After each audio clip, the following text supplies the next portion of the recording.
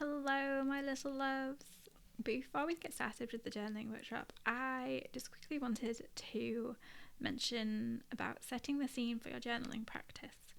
Everybody journals in their own way and the way that makes them comfortable and happy, and I have zero issues with this, obviously, and I think you should journal in whatever way works for you. I am a pen and paper girl, I always have been, and probably always will be, but that doesn't mean that other times I haven't used other methods of journaling when I have been unable to hold a pen or to physically be able to write. So the other ways of journaling are obviously, well, maybe not obviously, but the other ways of journaling are, using the Notes app on your phone or your laptop, using a Google Doc to, keep everything centered in a certain space that you can use on multiple devices, which is similar to if you have Apple and you can use Apple Notes, or you could do Google Keep if that works for you. The other version as well is using audio notes. I have used audio notes in the past to host my own journaling sessions, and I will probably continue to do them in the future as well. I have found them really good for when I have intuition chats with myself, and I do highly recommend doing them if you haven't tried them before, giving them a go.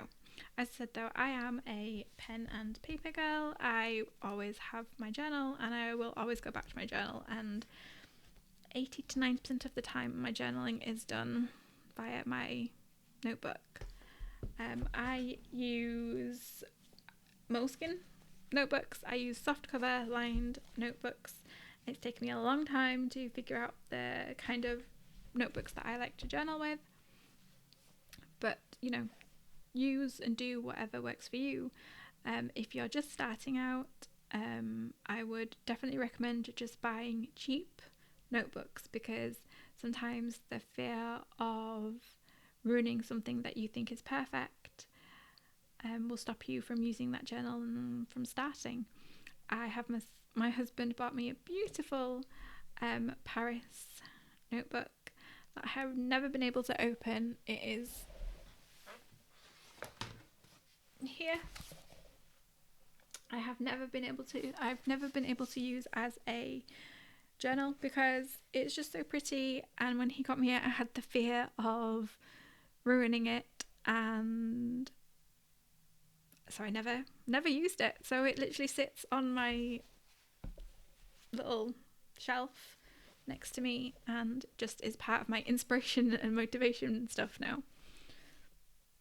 So I do just recommend starting with just a cheap notebook if you want to get over the fear of ruining what you think is a pretty notebook. I think that's another reason that I like Moleskines, is because they are just plain. They're not fancy or anything, so I don't feel like I'm going to ruin something. I also like Moleskines because they have small lines, and I have small handwriting, to be honest with you. I don't have big handwriting at all. It's pretty small, so it works quite well for me, that sizing wise. And also it's taken me quite a while to realise that I just like soft back instead of hard back notebooks, because I like to bend the pages when I'm writing and I like to have movement with it, which I've also found useful because I will write in bed, I will write on my knees, I will write on the train, on the airplane. There isn't anywhere that I won't journal, so I like that the soft is more flexible. So if that's something you might be interested in, have a look at. I also use Paperchase's Agenzo notebooks as well, which I've quite enjoyed because they're just slightly, hold on, I've got one. They're just slightly wider in comparison. So this is the yellow one, is the Agenzo, that's the Moleskine. They're both medium sized. That's just my preferred method. I also really like using Pilot G-Tex C4 pens. They come in a range of colours: blue, black, like a coppery brown colour, this green colour, red, pink. I think I've seen a purple, but I'm not sure. They're really fine nibbed. As I said, because I have quite small handwriting, I like having a thinner nib. And again, this is something that's taken me quite a few years to realise. That doesn't mean that I won't use a biro, because I do and I will. I'll just show you an example. So, biro, the bronzy brown colour that I mentioned of the, and the black. So it works for me, and it honestly is just a hit and miss thing. Okay, so when it comes to setting the scene, if I have the time, I like to make a cup of tea, which is what I have with me here. I have my favourite Twinings Rooibos honey and fig tea, and I will, if I'm in my office, I will put my salt lamp on. I will light a candle. I've got a linen drawer candle, and I've got a gingerbread one over there as well, because I just got a gingerbread one out the other day as autumn has arrived in the UK. And I will use my guest bed generally, or I will write at my desk.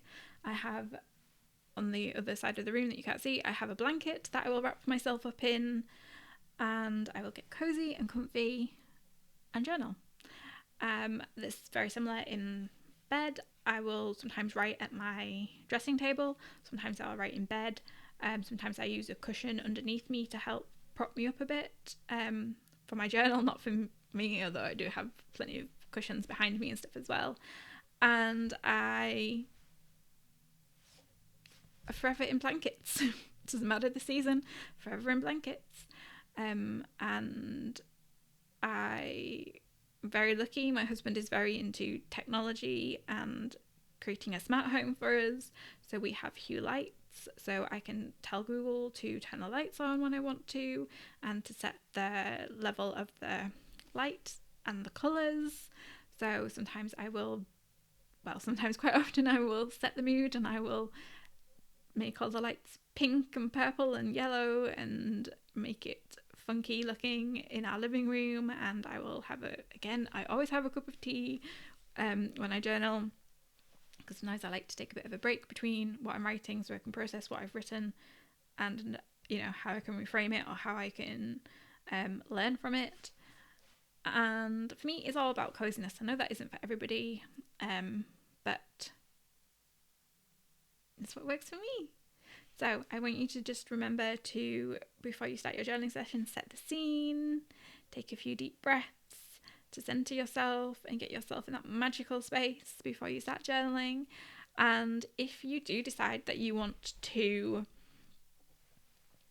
do the audio journaling, or you do already do audio journaling, then please just feel free to pause the slow down journaling session, and so you can voice note till your heart's content.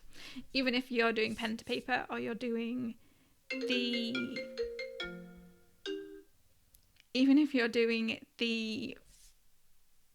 text version, please feel free to as well pause at any point during the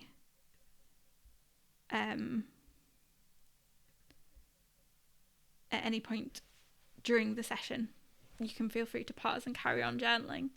So yeah, please send me pictures of you setting the scene for your journaling session. Please feel free to share those pictures with me or tag me on Instagram. I'm Ali Grace Muir, and I can't wait to see the scenes that you set for your journaling sessions. And I really hope you enjoy this slow down journaling session too.